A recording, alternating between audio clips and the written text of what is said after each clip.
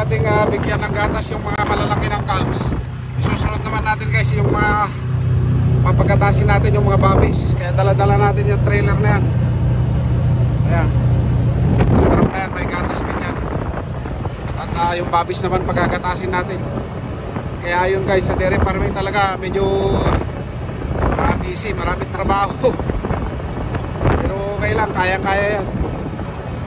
Kasi sa mga ibang farm naman ay meron silang taga-alaga ng mga calves nila. Pagkakuan dito kasi sa amin si boss at saka yung misis niya lang, naka-holiday sila sa Amerika yata ngayon. Kaya tayo yung nakatoka sa pagpapakain sa kanila.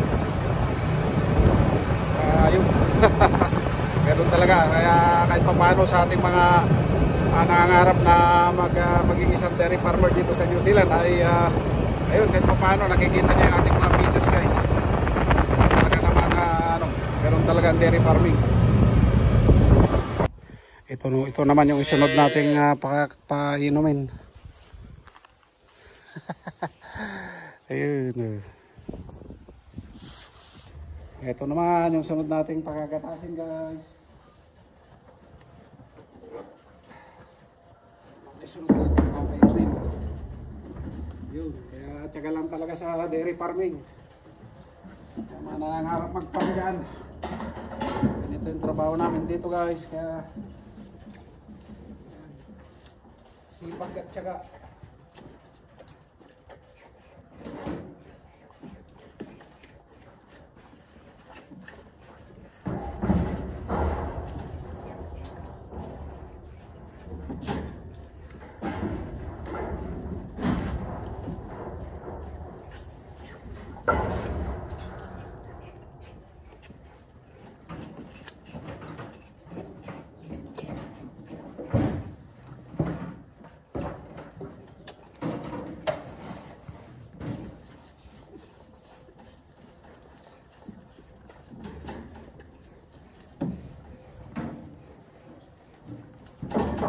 Refilan lang natin ito. Ang gasolina. Narorunong naman ng sumuso itong mga ito nandito sa map na ito. Doon lang sa kabilang hindi pa ganong marunong.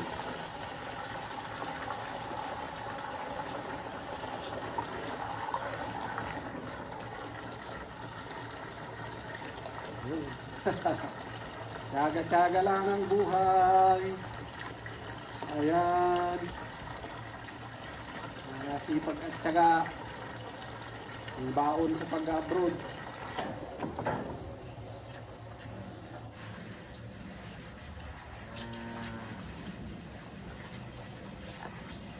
Good.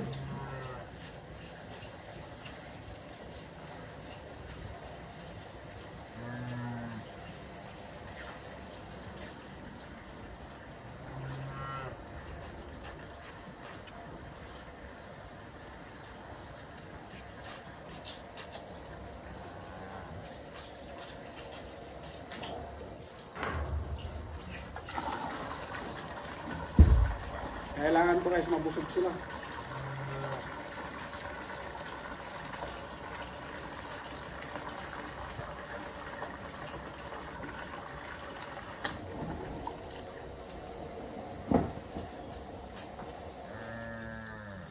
Ano na muna yan at painumin muna natin sila. Suot tayo ng club. Siguradong walang bakterya sa kamay natin.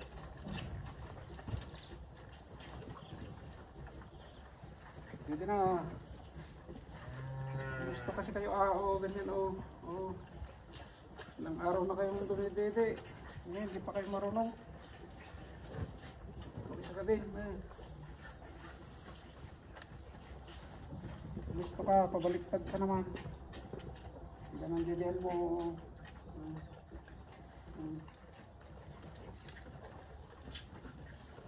Ciao. Ciao. Doon.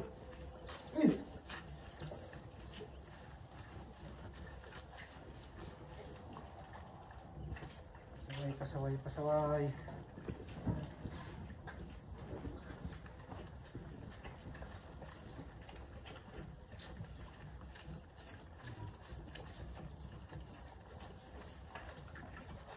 Ayan, galing nilang sumusog.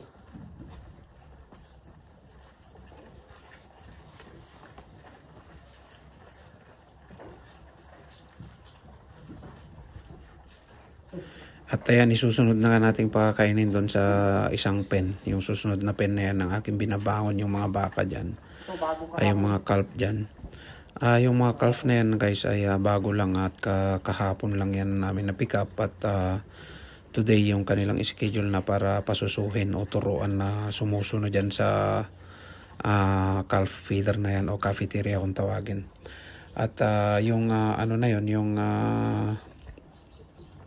yung mga calf na yan ay kahirap guys turuan pagka unang araw nila. Kaya talagang tiyagaan pagka ganyang unang araw nila kasi kahirap talagang pasusuhin dyan sa may sa may nipple ng calf feeder na yan. Kaya kung pansin nyo yun, talagang ayaw niya sumuso kahit na ilang beses kong try na ipasak sa kanya yung nipple ay talagang ayaw niya talaga kasi nga siyempre baguhan pa lang kaya kailangan turuan. Susunod na araw yan ay ganun din yan, medyo magaling-galing na, pero sa pangatlong araw ayun talagang kahit hindi mo na pasusuhin ng ilagay dyan sa may nipple nila ay talagang sususo yung mga yan. Tulad nitong mga nandito sa harap na ito ay yan, napakagagaling na nilang sumuso kasi nga nasa 3 to 5 days na yung mga yan guys. Ready for babies na yung mga yan at ibebenta na yan bukas. Kaya ayan, kung pansin nyo yung isa kang tinayo ko uli na yun, nilagyan ko muna ng gatas dun sa bunganga niya. Patikman mo muna guys para syempre malasahan niya na ganun nga yung dididihin niya dun kasi syempre bago pa lang. Kaya ayan.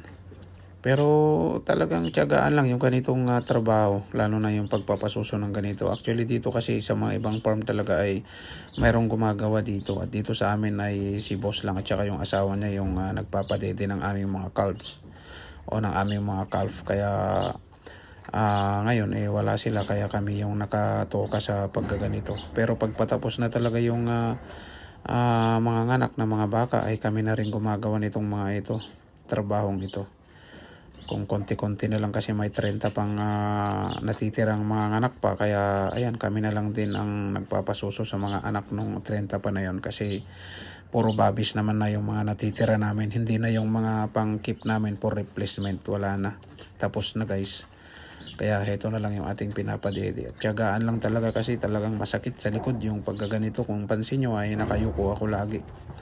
Kaya ayan, likod talaga yung iindain mo sa ganitong trabaho, yung pagkakalprerer.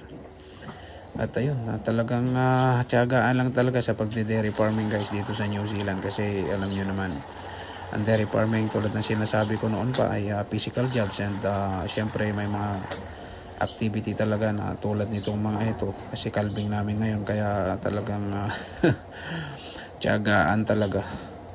Medyo mahirap din talaga sa dairy farming kaya po siguro ay dito ay kailangan ng tiyaga at sipag kasi alam nyo naman ay medyo mahirap yung trabaho sa farming at kailangan talaga medyo sanay din sa hirap pagka nagtrabaho ka ng mga ganitong trabaho. Pero sa mga hindi po sanay sa ganitong trabaho ay challenge na rin po sa inyo yan. Kaya po sinishare ko yung mga video ko para at least kahit pa paano alam nyo o kaya may idea kayo kung nagpunta po kayo dito sa bansang New Zealand. Lalo na po yung mga may kaya sa buhay na nag-i-student po dito at syempre malaki po yung gastusin, around 700 to 800,000. Kaya hindi po biro-biro. Kaya at least kahit pa paano nakikita nyo yung mga videos ko about dairy farming jobs. Kaya ayun, sana nakatulong po lagi yung ating mga videos sa inyo guys. And ayun, basta tuloy lang po yung hamon ng buhay. Ganun lang po talaga ang buhay natin dito sa mundo. Kailangan nating lumaban kung ano man yung mga pangarap natin sa buhay na gusto nating tuparin. Syempre ating pag-igihan at gawin natin lahat ng ating makakaya para syempre matupad natin yung ating mga pinapangarap. Ayun po, sana nakatulong itong ating ulit videos na ito sa ating mga kapwa magbabaka at syempre naka-inspire na rin sa ating mga manonood sa mga videos ko guys. I thank you so much and God bless po. See you on my next video.